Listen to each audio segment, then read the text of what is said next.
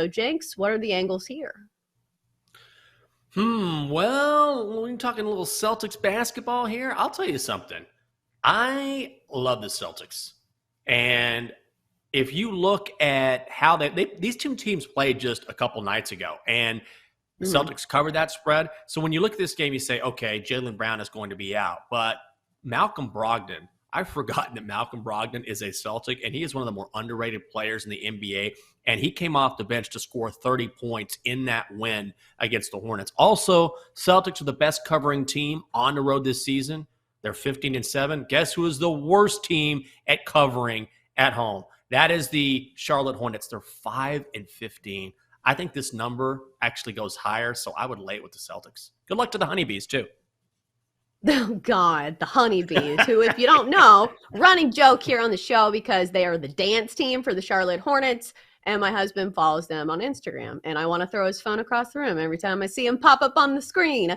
But here's the thing. The Hornets are just so bad, I think it's really tough to trust them with your money. Because you could say, oh, they're getting a ton of points, but still, this Boston team is a wagon. And even without Jaylen Brown this one, they have one of the best bench player rotations, I think, in the entire NBA. Because I was watching that Nets game, the Celtics-Nets game, and I thought to myself, oh, God, we don't have Jaylen Brown. We don't have KD. What am I watching here? But it was still a great brand of basketball. And looking at the Celtics team, they've still been great away from home, a 15-7 record, which is, I believe, one of the best in the NBA. Although against the spread, they have not been great at covering numbers. Away, 11-10-1 ATS away from Boston this season. But Charlotte, like I said, very bad. 11-33 overall and just 6-14 ATS when playing at home. So I don't think there's any way to bet Hornets here.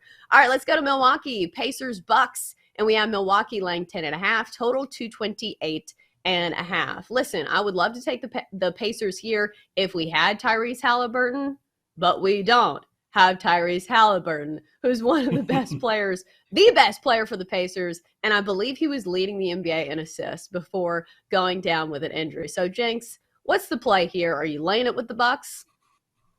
Oh, God.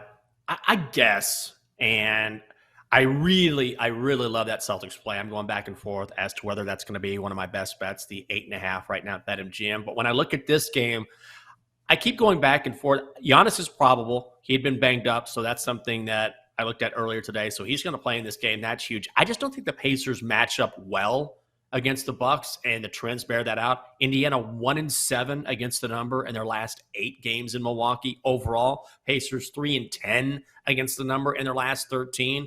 So I don't really want to lay 10.5 here because the Pacers are a good team, even though they're down a man. But ultimately, I think I would lean Bucks, but not my favorite play on the board. I think there's too many injuries in this one for me to want to play anything because Giannis should be back for this one, but he's coming off a couple games where he sat out with knee soreness, so I'm not sure if he's going to be at full strength. And also, if this game is not close, we'll probably see Giannis sit the fourth quarter. Of course, Chris Middleton's still out. And then on the Pacers side of the ball, Miles Turner has missed the past week of games. He is their big man down low. And also, we're not sure if he's going to play. So without Tyrese Halliburton and probably without Miles Turner, that's not a Pacers team I want to back either. Let's go to Washington, D.C., where Golden State's in town. A 3 p.m. tip for this one, Warriors -3.5. Total 237.5. What a total. Good God. Jenks, is there anything you want to play here? You know what? I would actually take the Wizards here, believe it or not. Now, this is a stay away for me. I do not want to bet on Warriors and Wizards. Bradley Beal is a game time decision here. But as we know, the Warriors are one of the worst teams in the league when playing on the road. In fact, they are the worst team on the road. Listen to this, 4-16 against the number. Klay Thompson, I don't think is going to go tonight. And again, this is a back end of a back-to-back for the Warriors. They got blown out in Chicago last night. Now they have to turn around, travel to D.C., and play in the afternoon while they're already terrible against the number. I think the Wizards are the play here. What do you think the angle is on a team playing a back-to-back and then they're playing an afternoon game? Because I think you could probably argue both sides and say, Well, the under is going to hit because it's going to be tired legs. They're not going to be shooting the ball as well. They're probably not going to be hustling up and down the court nearly as much. Or you could say, well, the defense is not going to be playing great either because their legs are tired on that end. So which one do you think it points more towards? A game in which we see an under, because this is a pretty high total, or an over because nobody wants to play defense? Wait, the Warriors are also headed to the White House on Tuesday to celebrate the NBA title. Okay, they'll just put that in our chat. I thought that was interesting. Here's what I would think. I think in this situation, I would lean under. I mean, it's one thing to be tired because, all right, we're a little tired because it's the back end of a back-to-back. It's quite another to travel on the back end of a back-to-back and then play again in less than 24 hours and not have one of your best players. And when you're talking about Klay Thompson not being in the lineup, clearly – that is, that's one of the best scorers on the court. So I think the under is the play. And also, I think whenever you bet a total on the Warriors, it tends to be inflated a little bit just because they're the Warriors. I like the under here.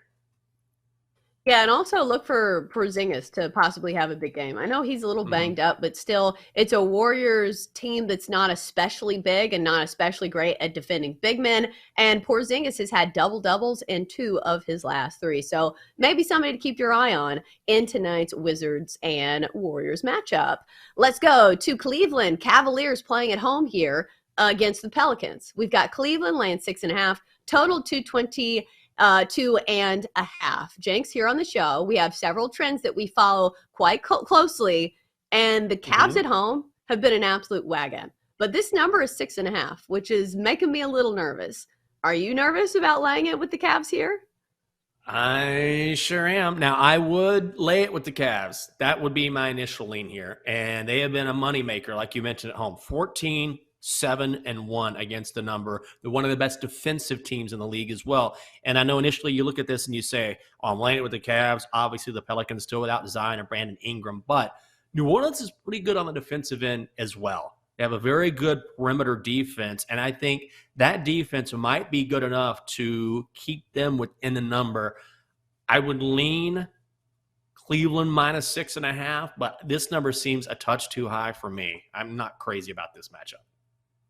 Right. I think if it was under 5, I would like it, but 6.5 seems a little too high for me. And from a player prop perspective, it looks like CJ McCollum has been taking up the extra slack when Zion's been out, when Brandon Ingram's been out. But last game, he only had 19 against the Pistons, which was a really good matchup, at least going against a defense that's really bad. So maybe it's not worth a play here. But other than that, he's had at least 28 points in 4 of his last 5 games. So maybe it continues to be the CJ McCollum show for the Pelicans. This is the Daily Tip presented by BetMGM. I'm Chelsa Messenger. He's Michael Jenkins. So you're listening to us as you're driving to work, which is awesome. Well, on your drive home, you should be listening to You Better You Bet with Nick Costas and Kim Barkley. They give you all the latest odds and insights before the games get underway. It's all on BetQL and all available on the Odyssey app. Continuing on with our NBA coverage, let's go to New York. Next, Raptors. We've got the Knicks laying 3.5, total 218.5. Jenks,